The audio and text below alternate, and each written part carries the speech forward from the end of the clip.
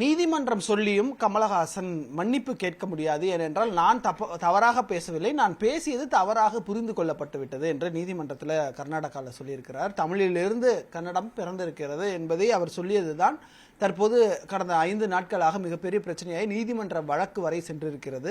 திரைப்படமும் தள்ளி வைக்கப்பட்டிருக்கிறது. இது குறித்து பாஜகவின் மூத்த தலைவரும் முன்னாள் ஆளுநருமான டாக்டர் தமிழிசை சவுந்தரராஜன் இணைந்திருக்கிறார்.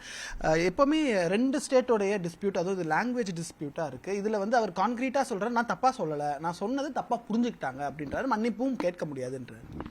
இல்ல, ஒரு ஜனநாயக நாட்டில் நாம் சொல்வது இந்த நாட்டின் ஒற்றுமையையோ இன்னொருவரின் உணர்வை குலைப்பதோ இருந்தால் அதற்கு மன்னிப்பு கேட்பதில் தவறில்லை. ஏனென்றால் நாம் சகோதரத்துவத்தோடு வாழ்ந்து கொண்டிருக்கிறோம்.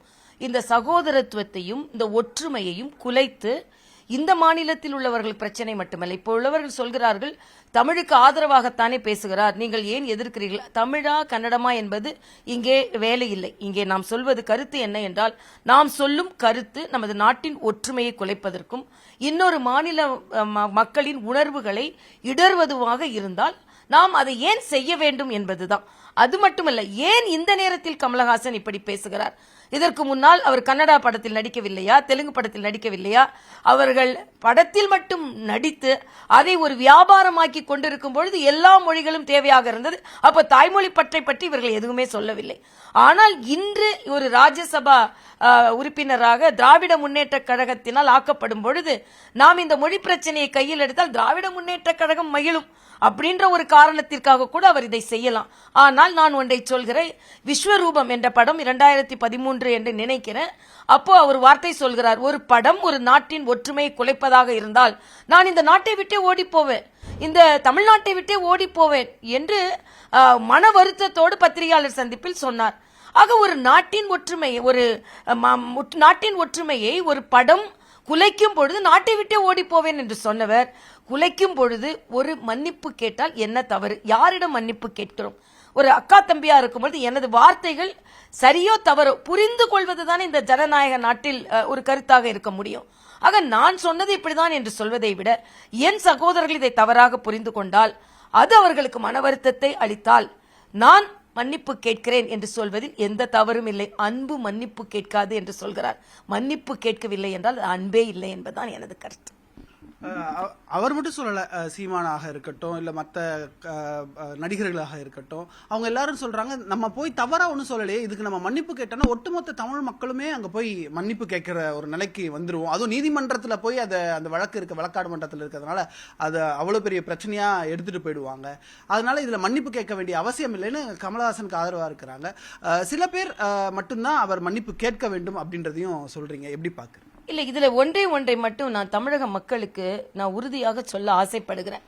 ஏதோ தமிழ் மக்களுக்கு இவர்களெல்லாம் ஆதரவாக பேசுகிறோம் என்று தமிழ் மக்கள் மன்னிப்பு கேட்பதை போல ஆகிவிடும் என்று உணர்வுகளை தூண்டிவிட்டு மற்ற மக்களின் உணர்வுகளை தூண்டுகிறார்கள். உதாரணத்திற்கு இன்று இன்னொரு எம்எல்ஏ சொல்கிறார், இங்கே கன்னட படங்களை நாங்கள் திரையிடப்பட மாட்டோம் என்று. ஆக ஒருவரின் கருத்து இன்னொரு மாநிலத்தில் வாழ்கின்ற மக்களின் வாழ்க்கை பிரச்சனையாக இருந்தால் நாம் என்ன செய்வது? ஆக ஒரு நாட்டின் கருத்து, ஒருவரின் கருத்து அமைதியை ஏற்படுத்த வேண்டுமே தவிர, நீங்கள் இப்பொழுதுதான் உங்கள் தாய்மொழி பற்றை இதற்கு முன்னால் எல்லாம் இல்லாமல் இப்பொழுது சொல்கிறீர்கள் என்றால் அதற்கு உங்களின் சுயநலம் இங்கே காரணமாக இருக்கிறது என்று நான் சொல்கிறேன். தமிழுக்காகவே வாழ்ந்தாரா? தமிழுக்காகவே ஏதோ தனது வாழ்நாளை எல்லாம் அர்ப்பணித்த மாதிரி அவர்கள் பேசிக் கொண்டிருக்கிறார்கள். அவர்கள் ஆதரவு தெரிவிக்கிறார்கள் என்ற வகையில் ஏதோ இது இப்படி சொன்னால் தமிழ் உலகமே இல்ல, தமிழ் மக்கள் பரந்த மனப்பான்மை உள்ளவர்கள், வந்தாரை வாழ வைப்பவர்கள் தமிழர்கள். ஆக அப்படி இருக்கும்பொழுது நம் சகோதரர்கள் ஏதாவது மன வருத்தம் பட்டால் அதற்கு மன்னிப்பு கேட்பது தவறில்லை என்று ஒவ்வொரு தமிழனும் நினைப்பான்.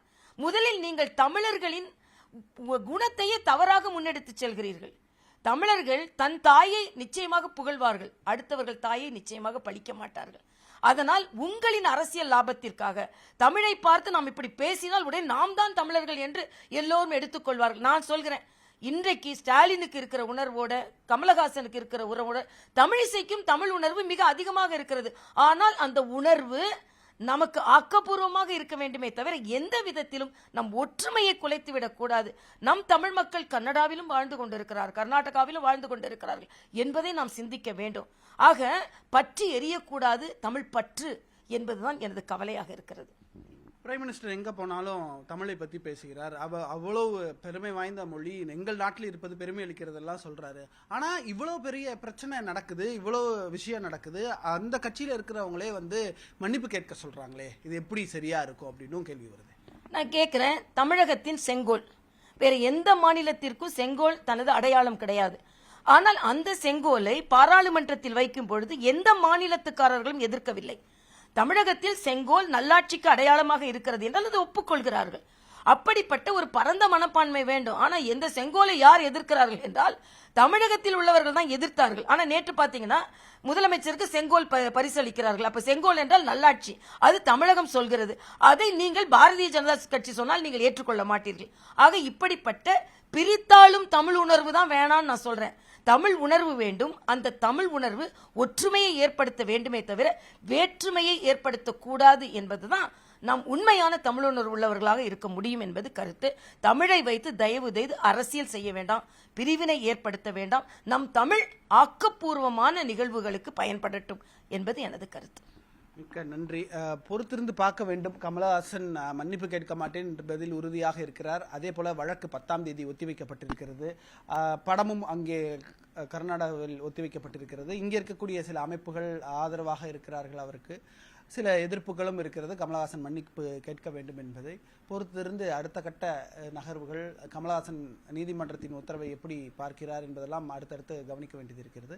ஒளிப்பதிவாளர் ஜாகருடன் நியூஸ் 18 தமிழ்நாடு செய்திகளுக்காக சுபாஷ் பிரபு.